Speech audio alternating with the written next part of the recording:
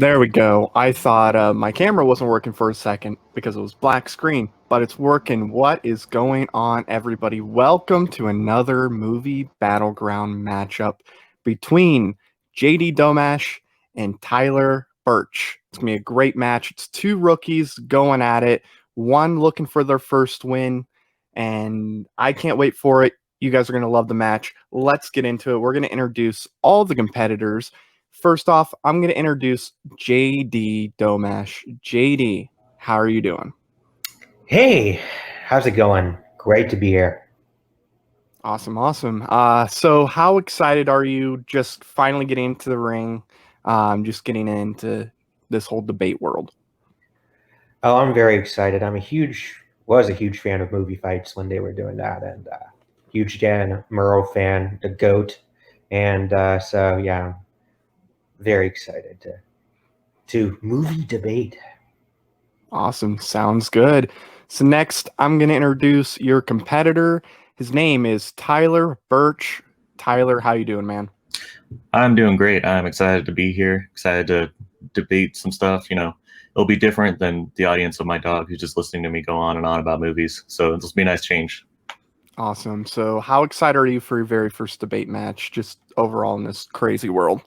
I'm pretty excited. I mean, I haven't done anything like this before. I got into the trivia recently, and so this was like another extension of it. So I'm excited. I am nervous. You're like, oh yeah, I could definitely convince someone to enjoy something, but it's like, but what if I'm doing it for points? Right. So it will be fun. I'm really excited to be here and to talk. Absolutely, and I can't wait for it. So before we get into the match and all the goodness that's going to come with it, I'm going to have Aaron come in and introduce you guys to the rules, kind of go through everything, how the match is going to run. Aaron, first time in a while for me hosting a match. How am I doing, and how bad am I screwing this up? Oh, nothing's been screwed up so far. We're doing great. What's up, guys? Even when I'm not here, I'm still here. So here's how it's going to work for these two gentlemen. They are going to have a possible 5 rounds of debate. We'll talk about that 5th round if we have to go to it. But for these first 4 rounds, they were given the questions ahead of time. They were given, at the minimum, a week to prepare. And they have their answers in. They know what each other person is going to say, so it's all about the fight from this point on. Each round consists of 4 stages. Each competitor gets a 1-minute opening. Then, after those happen, each competitor will get 2 minutes by themselves to flesh out their argument even further.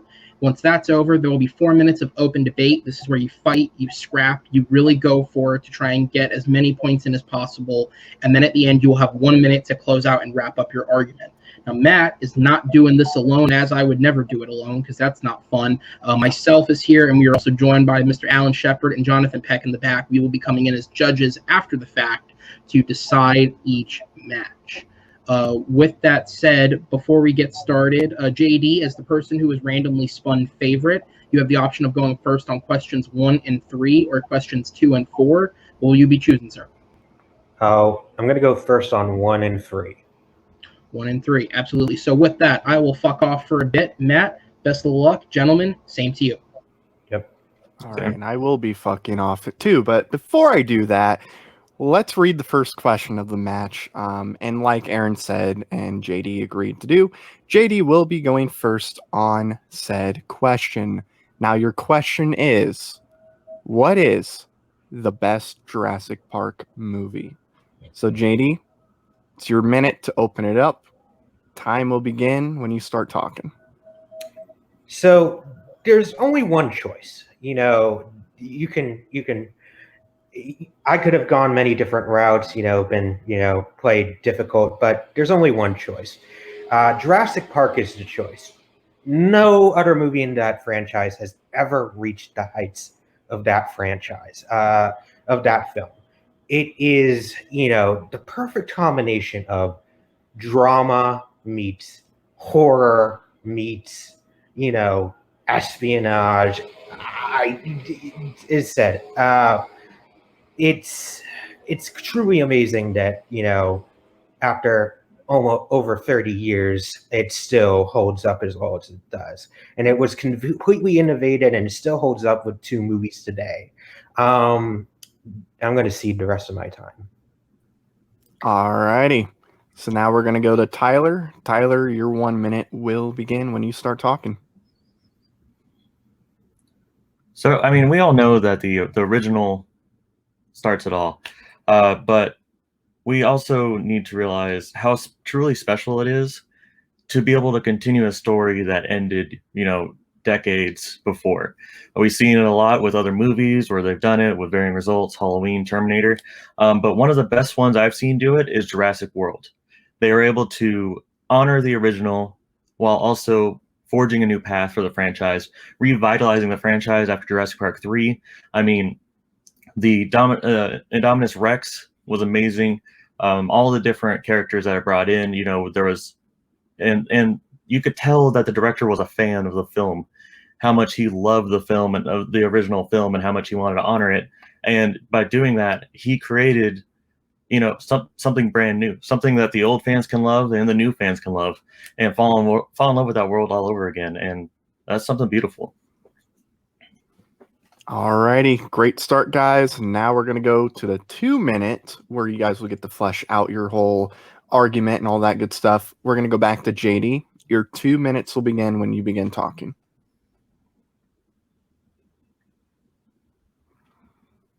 And you're muted. So, the cast is amazing for Jurassic Park. You got, Jeff Goldblum as Ian Malcolm. You got Sam Neill as Dr. Grant. You got Laura Dern as Ellie Sadler. Even some of the supporting characters, the great Richard Attenborough is Hammond, and Bob Peck is Mordoon. That is an amazing cast. But to me, what throws Jurassic Park above the rest of the franchise is the character dynamics and the ethical quandaries that it tackles, not just the innovation that it has. For instance, I think about the lunch scene after they've seen the raptors cage feeding. Like, they're talking about, corporations playing God and, dealing with scientific powers. Like that, it is more intriguing than even some of the, scary visuals that come later and the ominous of it. This movie is so beloved that about 23 years later, they remade this film and sold it as a continuation called Jurassic World. Now, before you guys get at me, that's just an opinion, but I do find it very, weird that basically both movies are about a group of people who are determining a new viability of a new attraction, and all of a sudden that they hell breaks loose, and the new parts. Speaking of what's new, is what's worse about this movie. That movie, excuse me. Alrighty. And that was your time. Now we're going to go to Tyler. Tyler, you have 2 minutes to rebut.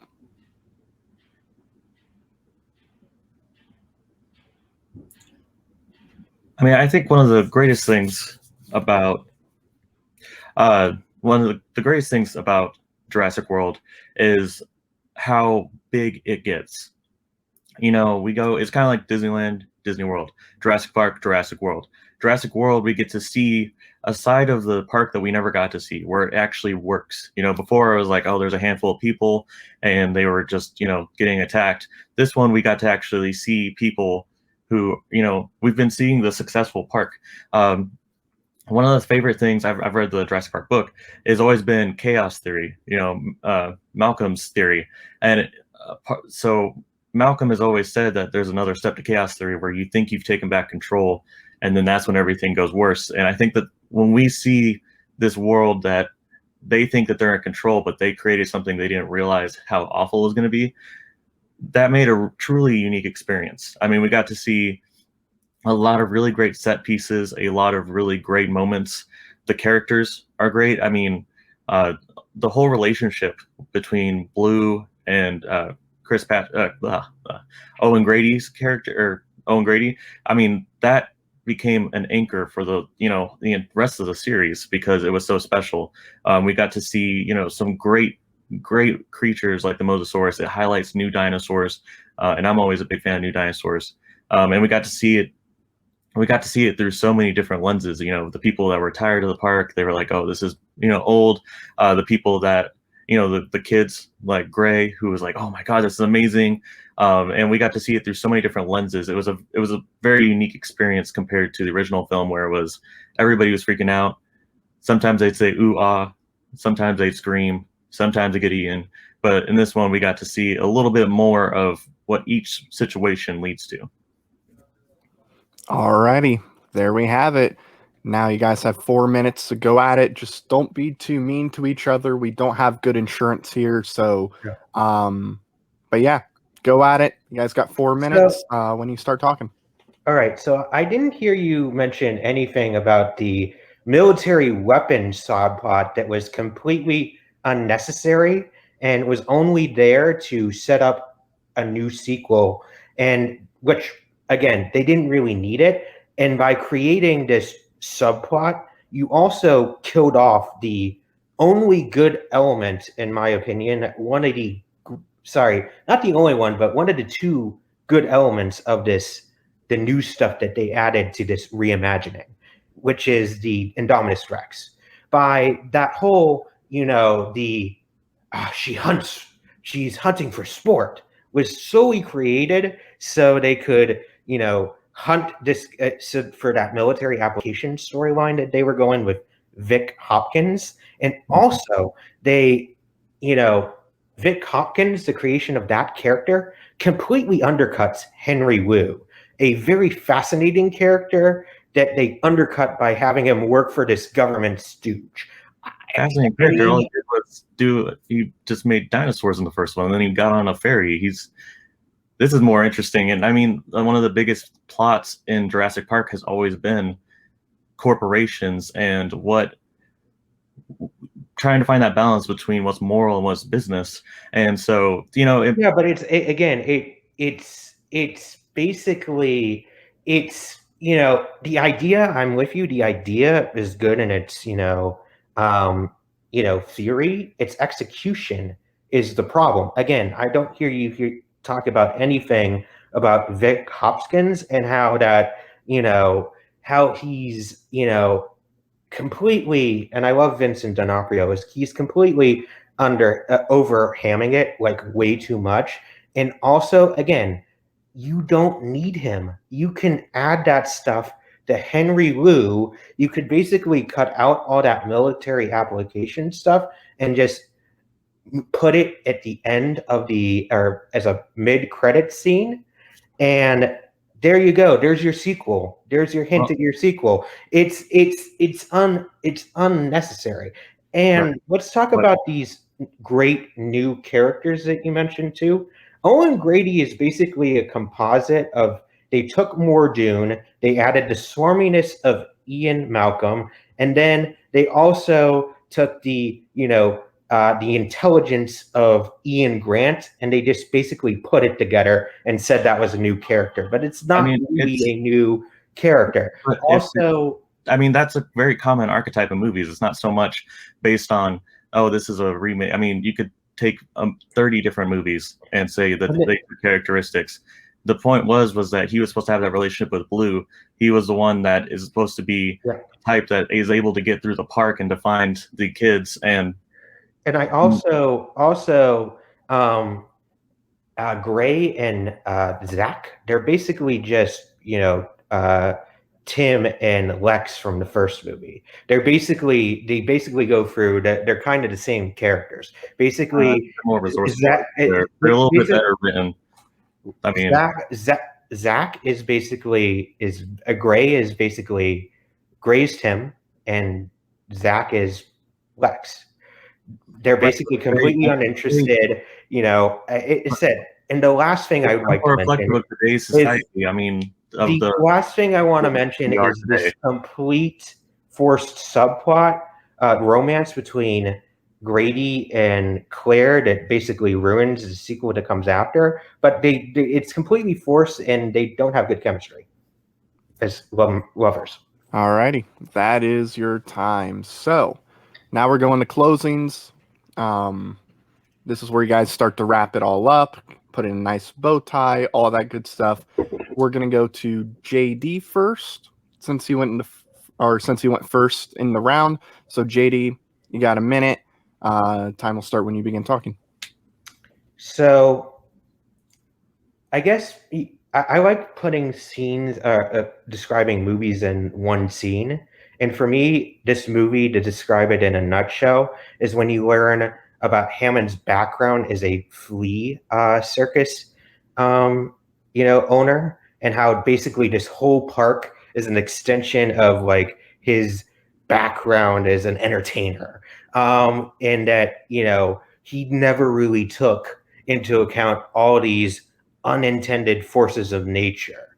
I don't think any character in Jurassic World reaches the heights of that moment. Maserati is a ripoff of Hammond, and he doesn't have a scene nearly as good, and he's completely wishy-washy. I think this is a great movie, and this is a movie that made me fall in love with movies. That's Jurassic Park is a movie. It's peak cinema, and it's why you love movies. Alrighty, and that is your time. So now we're going to go to Tyler. You have 1 minute to close everything up. Time will begin when you start talking. I mean, Jurassic World is a great film. I mean, I remember when the trailer came out, everybody losing their mind. It's one of the movies where it caught that whimsy. I mean, it caught the imagination of so many people, which is something that the first one did so well, and that's why people loved it so much. And they were able to capture that magic. I mean, the characters, they keep trying to say that it's just a ripoff of this character, ripoff of that character, but these characters all have different motivations. They're different. They're more reflective of today's society and the types of people that we see out and about. And I think that it really resonates with a lot of the people because, when you watch the first one, the characters, they don't have as many dimensions as the ones in this one. They're going through, what that family has to go through, what everybody has to go through as they try to get out of this park, seeing seeing behind the mask. It's terrifying, but it's great. Alrighty, and that is your time. So great round, guys. Now we're going to go to our judges, and I'm going to bring in first Dr. Spaceman. So, Alan, who do you have getting this? Well, this is very interesting because I work at a place where they filmed Jurassic Park and Jurassic World. So just an hour ago, I was actually in the Indominus Rex cage, as I am most days of my life. So this is very, very fascinating. I'll send pictures later on to prove it. I heard a lot of tearing down of Jurassic World, but I didn't hear much buildup of why Jurassic Park was better. Just a lot of Jurassic Park's just the greatest because it's the greatest. But I wanted to hear more specificity as to why. So I'm going to go with Taylor, however we're pronouncing it. I'm going to go with him. There we go. Alrighty. Now we're going to go to Jonathan. Jonathan, who are you going to give the point to and why? Okay, I wrote down some notes, counterpoints, all that stuff, pros and cons along with it. So, and sometimes I was actually a big fan of both the films, I'll be more honest with that. But based on the arguments and some of the counterpoints, I think JD had more pros than more his movies for Jurassic Park, by the way, than Tyler's when you try and be most of the pros of his movie with Jurassic World, though. He actually put some good counters along with Tyler's pick of Jurassic World, though, and some counterpoints to that. And I didn't hear enough about Tyler enough as some, not to say he didn't put some counters on Jurassic Park, though, but I didn't hear sort of enough where it's some reasoning it's a little bit more better. And I think JD have a more good argument with that. So based on my notes I gathered, I'm just giving my point to JD for Jurassic Park. All right, and that means Aaron, you got to give the tiebreaker. Yeah, here we go. All right. So I think to get it over quickly, I'm gonna give my point to Tyler. I think more of the match was spent talking about his movie, and I think a majority of the criticisms brought against it were just saying this is replicating this, which is something that Tyler even admitted at the start. that it is in some ways kind of a remake of it, and JD also did say that at the beginning as well. But I think he refuted all those points and fought as to why the film is different in ways from it, versus there wasn't a lot of discussion on JD's part on Jurassic Park, and so he didn't build up the film enough in the argument. So I got to give it to Tyler. All right, and with that, Tyler has a 1-0 lead, and now we're going to go to question number 2, and your question, guys, is what is the most underrated Pixar film? So we're going to go to Tyler first here. So Tyler, you're going to have a minute to give your opening. Time will begin when you start talking.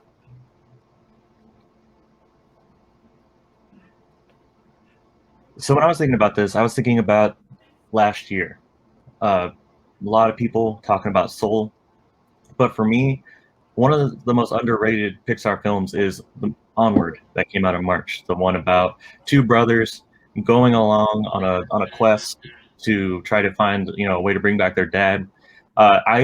This film captured so many fantastic relationships and all the motivations for people. The little brother, the big brother, who everybody thinks is a screw up, and what really drives him, and finding out, peeling back the layers of those characters. The mom, she was fantastic. I mean, she wasn't just like, oh yeah, you guys go on your journey and find your dad. She actually said, I have to go help my boys.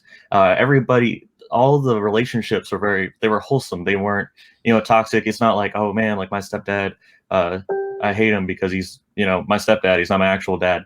It's just people sleep on it and they shouldn't. All righty. Good start. Now we're going to go to JD. JD, you'll have a minute, and your time will begin when you start talking. The film I chose, to be completely honest with you, it's, when I hear people talk about this movie, they say, this is the 4th best film in the franchise. Like, that's a slight against it.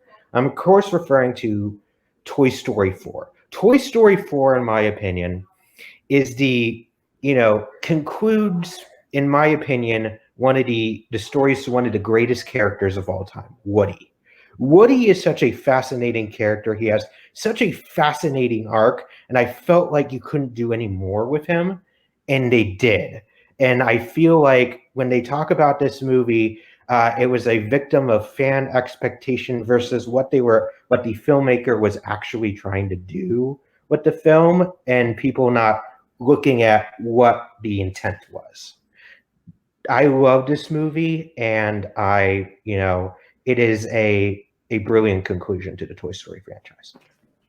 All righty. So there you guys have it. Great start, guys. And now we're going to go to the 2-minute segment where you guys are going to be able to flesh out your arguments. We're going to go to Tyler first. Tyler, the time will begin when you start talking. All of us today dream about a magical world. It doesn't matter which franchise it is. The thing that always captivates us is the magic. What's special about Onward to me is this is a magical world that lost its magic. Yeah, you have elves, you have pixies, you have, wizards and everything, but they turned to modern convenience instead of the magic of that world. And first of all, the world that they built was beautiful. I mean, all of the different aspects that they brought in that reflect so much of what we see when we go outside, but also still keeping that fantastical element. The journey that the brothers go through, seeing all these different characters, these creatures, get their magic back. When the sprites could fly after they were like, I couldn't fly. When the Manicore found her fire again. Even the stepdad, he was able to run. He knew he was able to recapture what makes Centaurs great. And I think it's really beautiful because, especially when the movie, a lot of it is about grief and missing people. And what happens a lot of times after we have grief, after we've lost someone, is we close ourselves off. And this film is all about reopening yourself to things, reopening yourself to the magic of life, reopening yourself to other relationships and reevaluating them, getting to see, hey, wait, I've been wishing for something, but I had that all along. I just didn't know it. There's so many strong themes in here about trying to process your emotions, trying to keep your relationships, trying to keep them open, really growing and seeing things in different light. It's so strong, and yeah, it's couched in this D&D world pretty much, and which is brilliant, by the way, because that's becoming such a big phenomenon. But it has so much more in it than just goblins and elves. Alrighty, now we're gonna go to JD. JD, you got 2 minutes to flesh your argument out. The time will begin when you start talking. So, just to give a bit of background, I feel like, going back to the fan expectation, they were expecting, another Woody and Buzz adventure with the toys and the gang, but that was never the intent. The intent was, Woody. This is a Woody arc. The director of the film Toy Story 4 has come out and said this. It was to conclude Woody's story because there was something that they needed to say left. The rest of the other ones, they were done. They were finished. And I agree with him. Like the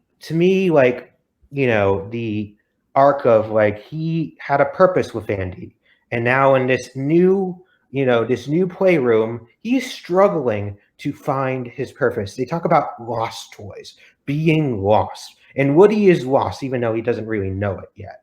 And the other thing they talk about a lot is Forky. Why was Buzz taken away, placed in front of Forky? That placed at Forky ahead place of Woody. The main reason they did that was because you needed somebody to counter this kind of arc of Woody trying to find his place in this new dynamic. And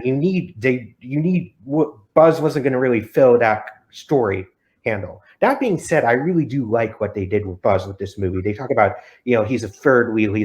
That's a bad thing. I don't actually. I actually really like his inner voice, kind of arc where continuing what they did in this Toy Story trope about Buzz takes things literally and then discovering what an inner voice what they actually mean. I just think this is great, and I just, I love this movie. Alrighty. And now we are at the 4-minute open discussion forum. You guys got 4 minutes to go at it. So when one of you guys start talking, the time will begin. So one of the other things that I find kind of fascinating about Toy Story 4 is the actual, the redemption of Gabby, which the villain. Toy Story, the franchise has a lot of problem with, once you're a villain, you can't change that. Like it's always, you're a villain, now you're a villain, you're going to stay a villain, which that's not life. That's not how things really work. If these toys are actually, people, or like they always act like people, then they need to grow and change. Like for me, Sid is a prime example of this. Sid is somebody as a kid that is basically crying for help and for love. And basically their solution to the Sid problem is, why don't we bully him into being nice? Which I think, I actually really like that Gabby is like somebody with layers and is somebody who really just wants a kid's love, and she put it in the wrong place and then realizes that she put it in the wrong place and then again finds the correct path. And again, the new characters too. Bring back of old characters.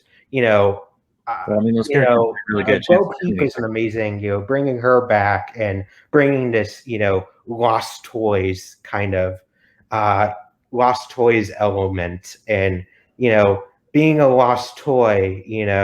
That's not a bad thing. Maybe that's a way of being found. I just there's so much to like about this movie. My problem with, I think actually Onward is properly placed.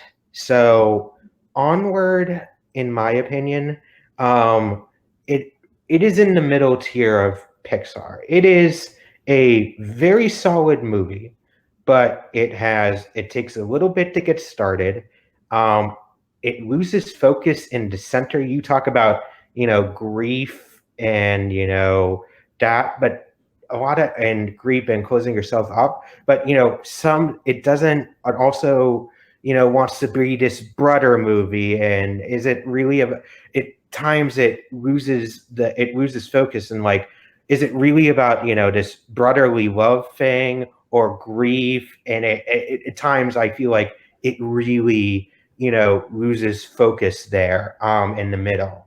Well, I mean, the whole point of it is about him realizing that he may have lost his dad and he didn't have that relationship, but he's always had Barley. Barley's always been there. I mean, that whole him having a list of things he wants to do with his dad, and he starts to think back about all the times just through their journey that Barley did that with him.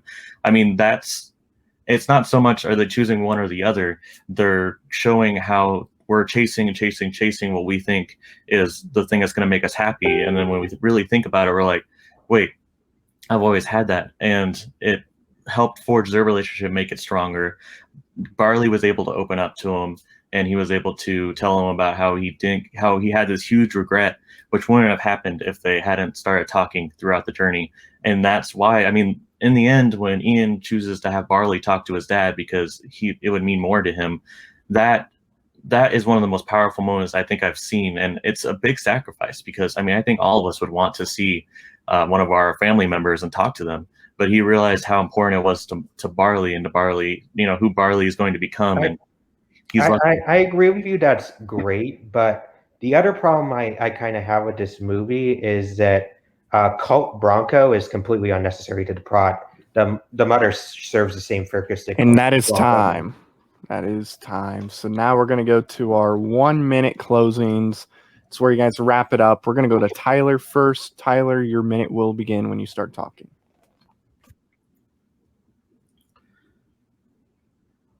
One of the best things about Pixar has always been how they're able to portray all these relationships.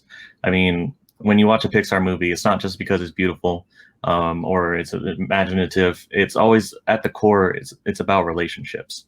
The relationship between a toy and their owner, but relationship between a new toy, just all the different relationships. And this movie really nails down this family archetype. I mean, yeah, the Colt Bronco didn't have as much to do, but it wasn't really about him. He's good to have, and it's good to see them accept him into the fold in the end and see him be more secure as one of the people in the family. But it was about these two brothers and their mom and how they were trying to get through life.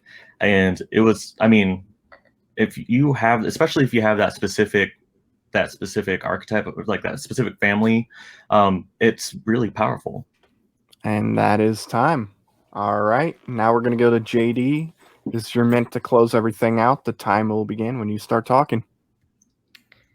Again, I really like to do scenes in a nutshell, and to me, the scene in the nutshell is actually the end of the movie where he has to choose between going with Bo Peep or going back with Buzz in the gang, and he chooses this new life and taking a risk. And and that wouldn't work if Buzz wasn't around. That wouldn't work if Forky wasn't there. I really get frustrated with these Toy Story movies, how they sideline Buzz for like a third of the movie, and you really needed him there to work. This movie, it gets unnecessarily piled, and I truly think it's underrated, and it ends, in my opinion, the greatest franchise ever. I truly believe that. All righty, and there we have it. So now we're going to bring our judges on screen real quick. Here I am. There's Alan, there's Jonathan, and Aaron. So we're going to go to Jonathan first. Jonathan, who is going to get your point and why? I'll keep it short and sweet. I think I'll give my point to Tyler because he brought up almost everything, some examples of why Onward is a very underrated Pixar film, and he put some reasons why that the film that doesn't get enough credit would do some stuff like basically with harmful situations and kind of deal with grief if you lost a parent right there, and also the great brotherhood chemistry with Burley and Ian throughout the movie. And he put some examples of why it doesn't get enough buzz. Oh, no pun intended, by the way. No buzz than the movie has got than other Pixar films. Where I felt like JP's though, he did point out the reason why it's underrated. It isn't because there's like third, fourth best Pixar films. And I didn't hear enough of that. Some specific reason. He did bring up a reason, like mainly just Woody's arc. And I hoping he was brought some other more examples with that, but I didn't hear enough of it. So I will give my point to Tyler for Onward. Alrighty, and now we're going to go to Alan. Alan, who's going to get your point and why? I think JD did a great job trying to defend Toy Story 4, but he ended up dinging it a little bit at the end of his argument there and kind of hitting why he thinks it's underrated or why people were maligning it or giving it grief. But I think he didn't do anything himself any favors that way. So I'm going to go with Tyler as well. Alrighty, and with that, Tyler has a 2-0 lead as we head into question number 3. All right, so now we're going to move on to our third question of the match, and that is, what film most deserves a director's cut? So we're going to go to JD first on this one. JD, you got 1 minute to explain what you think deserves a director's cut, and your time will begin when you start talking. Yeah, I feel like this question was due to the Snyder Cut more than anything else and all the controversy and buzz surrounding that. But there was another DC film that was also completely hampered by the studio and that had more potential than like any of the Snyder films. I'm talking about Suicide Squad, released the year's cut. I think that film had way more potential than any of the Snyder films. It had the Margot Robbie as, Harley Quinn, Will Smith as Deadshot, and and Captain Boomerang with Jai Courtney. They're all amazing. You have these great character dynamics, and yet it is completely hurt by the studio's cold feet. Alrighty. Now we're going to go to Tyler. Tyler, your minute will begin when you start talking. So when I was thinking about director's cut, I was thinking about, there's movies out there that could use, a little bit more of the director's vision. And then I was thinking about another movie, kind of like JD was saying, a movie that's kind of been in the limelight just based off of, what could be coming down the road. And so I realized that there's only one true answer, and that's Cats. You gotta be, come on, you gotta do Cats. You gotta know. Look, if your movie is that bad and they talk about how there is a cut that is actually worse, you do that. You put that out there, because there's no way. Look, you can either be mediocre and people will just say, oh, you suck forever, or you could go all the way in on it and we'll be able to, talk about it for ages. It'll become a cult classic just because of the fact that they push themselves to be that bad. Okay. We got Cats. We got Suicide Squad. These are two movies I've heard many people say they want a director's cut for. So we're going to go to JD. You got 2 minutes to formulate your argument, kind of get into it a little more, and the time will begin when you start talking. So I'm going to describe to you just some of the things that were actually cut from this movie that is confirmed. You can find this online. This is 100% factual. The first 40 minutes of this film, of Suicide Squad, were completely cut, and they used a couple snippets as flashbacks. Slipknot was going to have a more focus, so when his death comes all of a sudden, it would be more shocking, and that actually, instead of a FUD.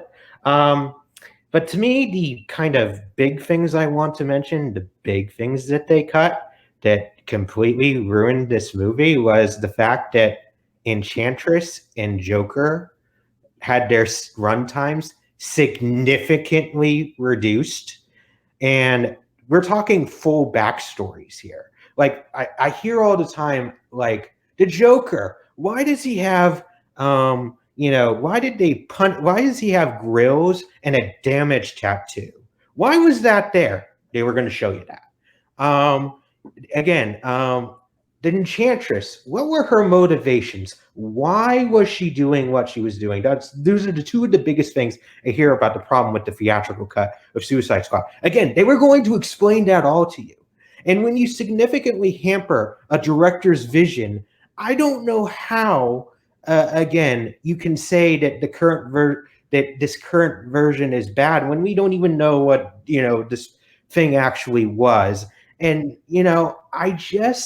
I truly, with Cats is lightning in a bottle. Why would you want to mess with that? Like, there's no theoretical way that this thing would be better. You're messing with perfection there. Okay. And there was your 2 minutes. Tyler, now you have 2 minutes to formulate your argument on why Cats deserves a director's cut. Your time will begin when you start talking. So I'm not sure if JD was talking about the actual Broadway musical, or if he was talking about the movie. He may think the movie's a lightning in a bottle. But for me, I mean, this movie is just crazy. The amount of people that they got in this movie. I mean, Ian McKellen, Dame Judi Dench, Idris Elba, Jason Derulo. I mean, this cast is stacked, and you would be like, this is gonna be the greatest thing out there. I mean, Taylor Swift, and you're like, this is gonna be the greatest thing out there, and it's pretty obvious that it was not. People were pretty against it pretty quickly. I say just lean into it. I mean, if you're gonna be remembered for something, you need to go all the way. Release the cut. Make it as ridiculous as possible. I know that they always say, like, release the butthole cut and stuff like that. Have fun with it. Just acknowledge that what you made, people weren't crazy about, and have fun with it. I mean, I would love to, if I make something, I mean, obviously, if I make any kind of movie, I'm going to be proud. But if I made something and people were telling me to release a different version of it because they think that would be awesome, I'd be like, dude, yeah, let's go make this. Like, there's no way that I'm not going to go make this. And I think it would be a lot of fun. It'd be really interesting. And I think that this movie would be memorable of all time, because people would be like, I can't believe this actually happened. And I mean, why not? There's a lot of different reasons for doing director's cuts. But I let's enjoy it. Let's love the moment. And I think that if we bring in Cats and if we give them the director's cut and we get to see really how ridiculous this movie is and how crazy it can get. I mean, you just watch the trailer, you already know it's going to be crazy. It's just going to be so much fun, and they're going to love it. And it's kind of like when you get, I'm done, bud. Alrighty, there you guys have it. Now we're going to enter the open discussion form. You guys will have 4 minutes, and the timer will begin when one of you starts talking. So let me clarify. I was going to anyways. My lightning in the bottle comment is completely about the movie Cats. It is lightning in the bottle. It is a perfect combination of bad creative choices, bad directing choices, and actors who were allowed to go as crazy as they wanted to. To me, this is basically the only difference between this current cut and this other cut that's there is apparently you could see part of their butthole, which to me, it's not going to make that much of a difference. Like they already look horrendous as they are, and no offense either.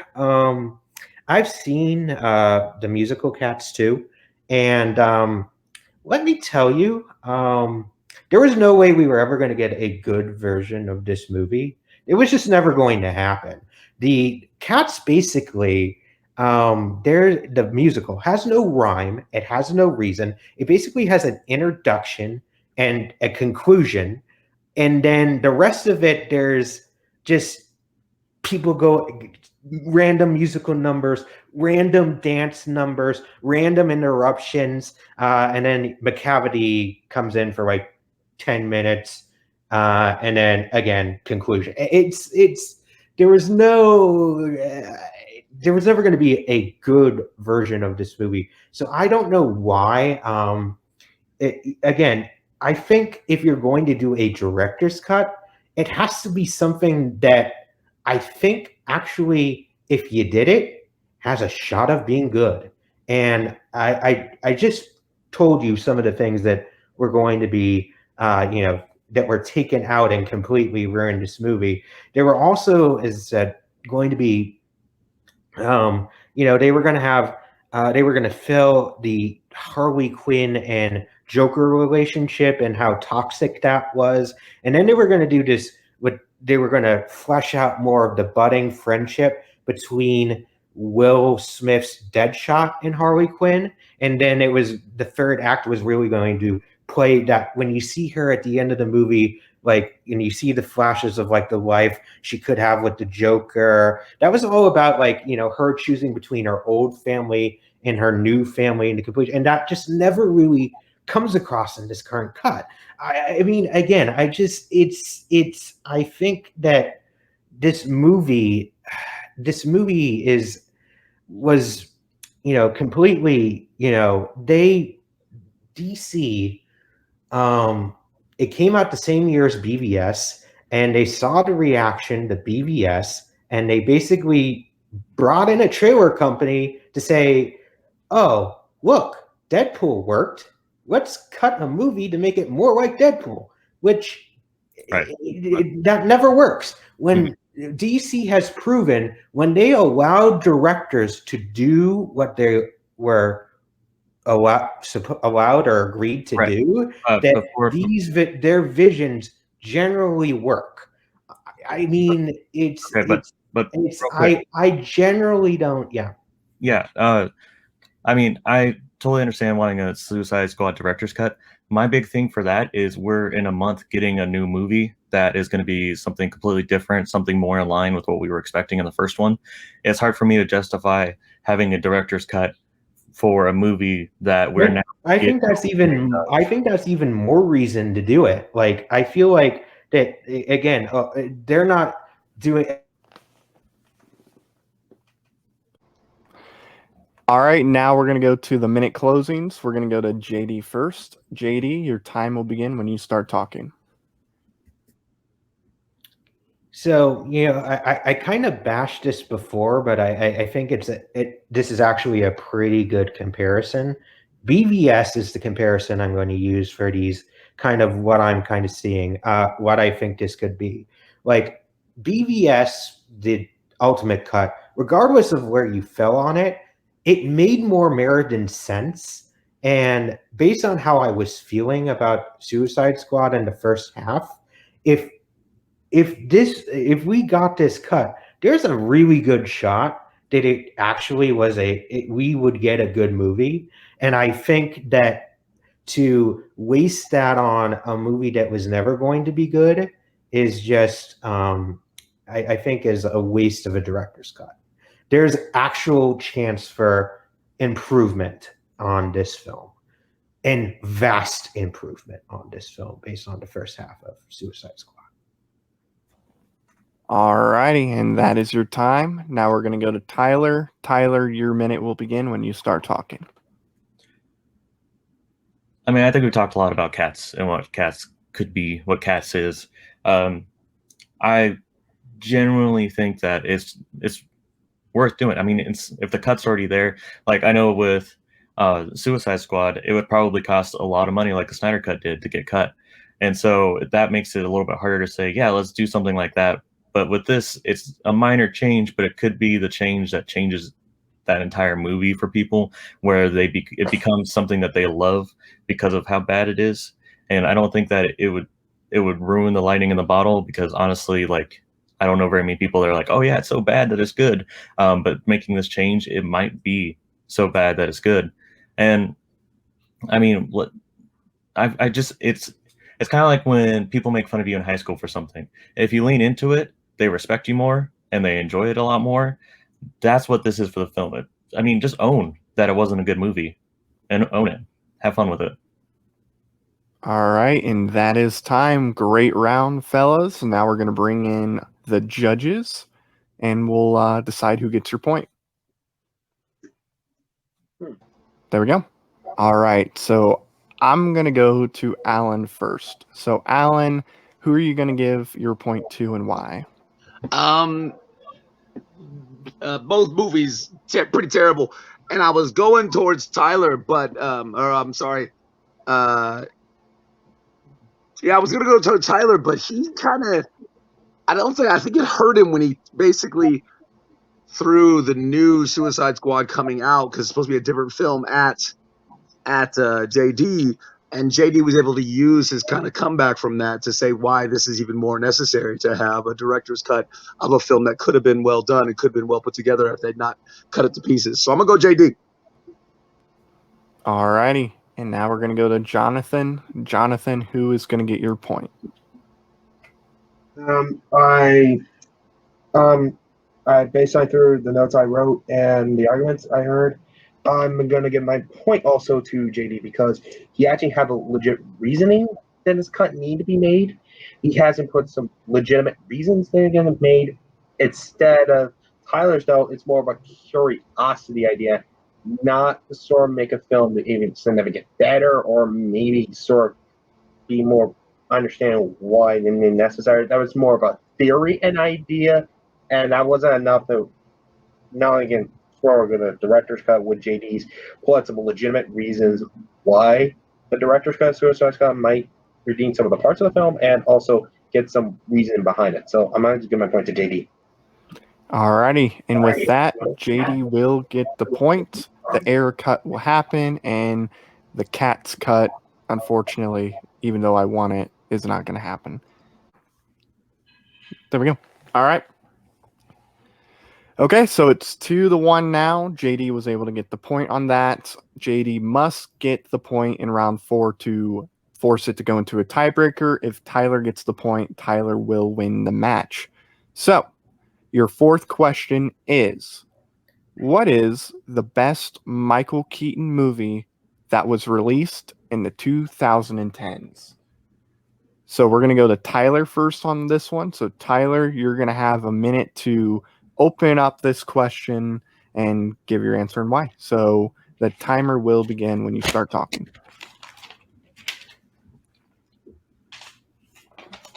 So I chose for best Michael Keaton film in 2010s. It was not even a contest. I chose The Founder, a film that is near and dear to my heart. I mean, I love going to McDonald's, so any movie about McDonald's is going to be a win.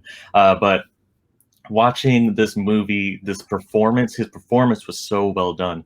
He went from a man who was desperate to get something to make something happen to get that life that he wanted, and then you see him trying. He's like, he starts out with noble intentions, but unfortunately, you start to see him slide as he starts making more questionable decisions. Starts taking this company and making it his own, and that, I mean, watching that, because I wanted to believe that Ray Kroc was a good man. I wanted to believe that he was gonna do right by the McDonald's brothers, and then just watching as he gets pushed by other people, and he starts to, cave in more, and seeing that slide. Alrighty, so now we're gonna go to JD. So JD, you're gonna have a minute to give your answer and why you believe that's the case. So the time will start when you start talking. So this movie is, again, best movie Michael Keaton movie released in 2010. It's not talking about necessarily his best performance or the most Michael Keaton movie. It's his best movie, and to me, that is Spider-Man: Homecoming. To me, this is not just one of the his best movie in the 2010s. I also think that this is also one of the best comic book movies ever made. I also think it's pretty up there in 2010 movies overall. And Michael Keaton is a huge reason why that is. From scene 1, when you see his grief, you see his backstory, that he's just somebody who wants to, an entrepreneur who just wants to get by, and he's completely undercut by Tony Stark. and his constant need of, being able of taking the world on his shoulders and not trusting people, I think was very captivating. Alrighty, and there we have it. So now we're going to move on to the 2-minute segment. We're going to go to Tyler first. You're going to be able to really formulate your answer and why you went with it a little deeper. So Tyler, the time will begin when you start talking. I mean, it's funny that we both chose character times where Michael Keaton played an entrepreneur who's just trying to, get by and have a good life. In The Founder, I mean, they do such a great job with this. I mean, the cast is amazing. If you look at the cast, Nick Offerman, John Carroll Lynch, Linda Cardellini, BJ Novak, Laura Dern, all these people, they bring so much to this movie. And every little bit of piece, I'll always remember. Maybe one of my favorite moments is when he orders McDonald's. He goes to McDonald's. He's trying to sell them the milkshake machine, and he orders McDonald's, and they immediately give it to him. He's like, "No, I just ordered. That's impossible." And then he starts seeing the possibilities. There's a cautionary tale here, but there's also a tale of encouragement. How if you think small, you stay small, but if you think big, you can build yourself into something like McDonald's. Because the McDonald's brothers, yeah, they shouldn't have ended up in the end. They shouldn't have trusted Ray but they were keeping it small. They were like, I don't even know if I want a second restaurant. And you see him build that from that second restaurant all the way up, and he's constantly fighting to be able to. He's got so much endurance. He deals with so much, and it's the role that you see him in. He just pushes himself so hard, and he wants to be able to. He wants to get what is his, and so that's what he does. I mean, he takes the McDonald's Corporation. He listens to people who tells him that he needs to pretty much take it from the McDonald's brothers, and he does that. And you see him, and in the end, you don't like him. You don't like Ray because he took someone else's legacy, but you also just have to respect what he's built with that legacy and how he took it as his own. Alrighty, and there we have it. Now we're going to go to JD. Now you have your 2 minutes to formulate your answer and really go in deeper. So the time will begin when you start talking. So we all know Tom Holland plays Spider-Man. We all know that in this movie that, and Michael Keaton plays the Vulture in this movie. There's also a really great character, Liz, who is revealed to be the Vulture's daughter, played by Laura Heller, and is Peter's first love. You really understand why that was the case with Peter too. There's such, intelligence and smart and love, and yet, she sees through all the bullshit. She knows something's up with Peter, even though Peter's not going to tell her what it is. But the reason why this movie really works is actually the Michael Keaton or the Peter Parker / Adrian Toomes / Vulture relationship. This relationship, you get this understanding in this movie that if Peter Parker wasn't who he was and a hero and this was a villain, they would be friends. They would be this would be a mentor-mentee relationship. I also love how this is a coming-of-age story. There's this great dichotomy where Peter's in the time of his life where he idolizes Tony Stark and all he wants to be is Tony Stark. On the other side, you have Vulture, who is this similarly somebody who is wants to take matters into his own hands. And this relationship truly is a fascinating relationship that is one of the best relationships in a comic book movie I've seen in forever. Alrighty, and that is your time. Now we're going to move on to the 4-minute open discussion. When one of you starts talking, the time will begin. It's funny you say that at the end of the movie, Ray Kroc is not supposed to be liked, because that I rewatched this last night. The last scene is actually played as a triumphant moment. There's not a hint of cynicism, and this is the ultimate problem that I have with the movie. Is the director ultimately does not know how to make a cynical movie. It leans back and forth between nostalgia and cynicism, but ultimately nostalgia has to win out. And it also doesn't really realize that Ray Kroc is an antagonist, not a protagonist. Like, he is the villain of this story, and the McDonald brothers are protagonists. Ray Kroc is actually, and it's not Michael Keaton's fault. He does what he's told to do by the director, but he's so wishy-washy, and it changes from scene to scene how he acts. Like, one scene, he's a struggling, as you mentioned, he's a struggling guy. The next scene, he's pushing too hard for the franchise, and that's annoying. The next scene, he's going again. The romance. Oh my God, the romance. Oh, that is so disgusting.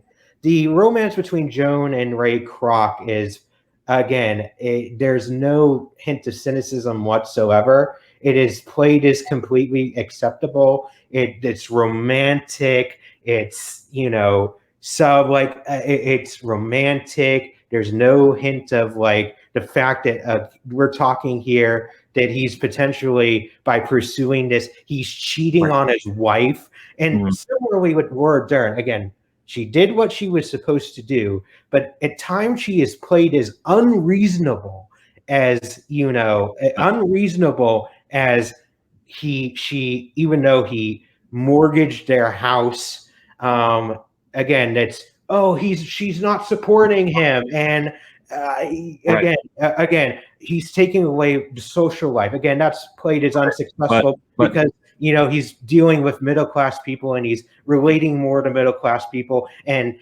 guess what? She's all about the rich and blah blah blah. And even afterwards, switch back to.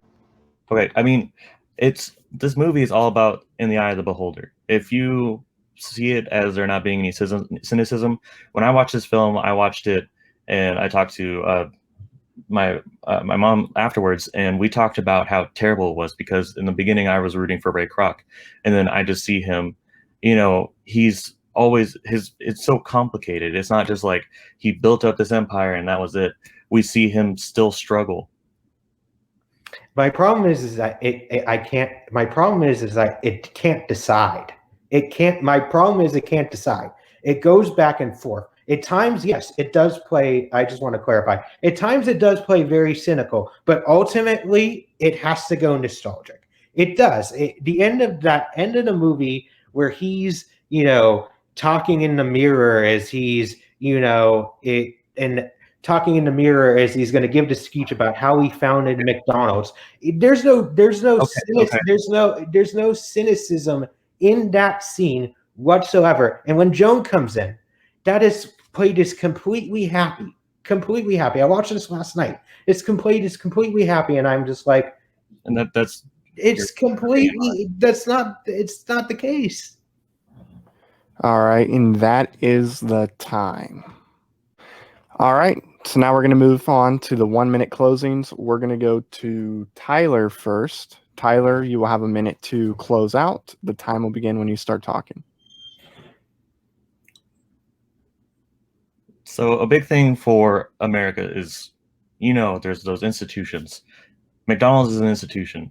My opponent has said a lot of times about how it's all about nostalgia. There's always going to be a nostalgia attached to it because it's all about those golden arches. This movie it's a cautionary tale about what it takes to become the best and the price that you pay. And depending on how you view the ending will depend on whether or not you think that it's either a triumphant movie or it's not.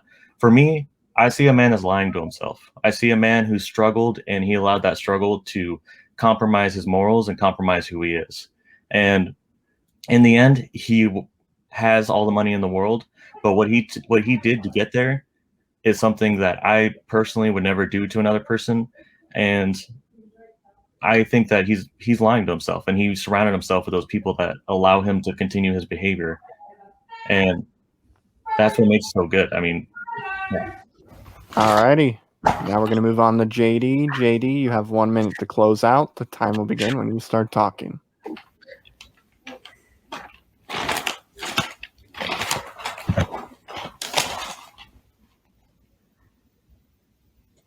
We should do it again next week.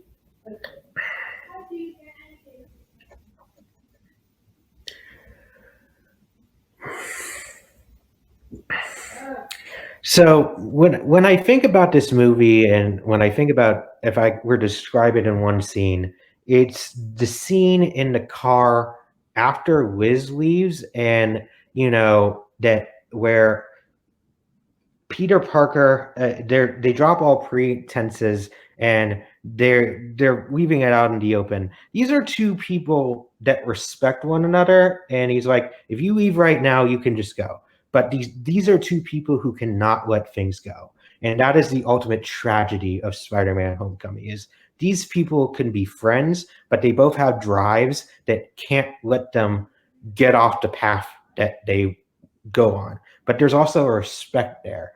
It ultimately wins, each other's respect. And again, they can't let it go, and which is why the Vulture doesn't divulge Peter Parker's secret at the end.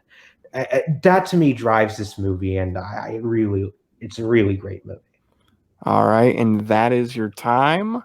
Now we're going to bring the judges in, and we will determine who will get the point in this round. All righty. Now we're going to go to Jonathan first on this one. Jonathan, who's going to get your point and why? If I mean, I'm still working on who I give my point on. Is that okay? Okay. Yeah, we'll go to Alan then.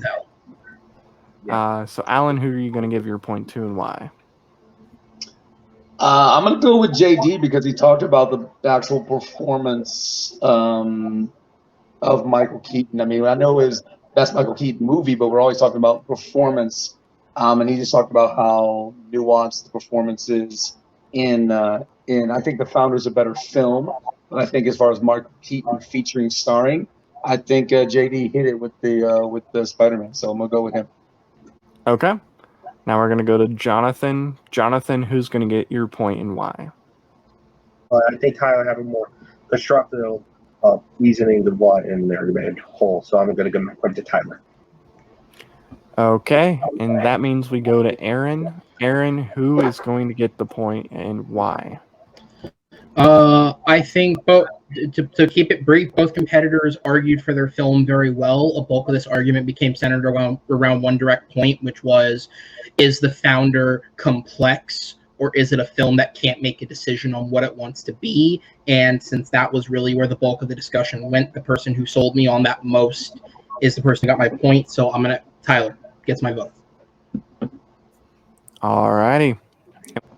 And with that, your winner for today's match is going to be Tyler Burch. Yay.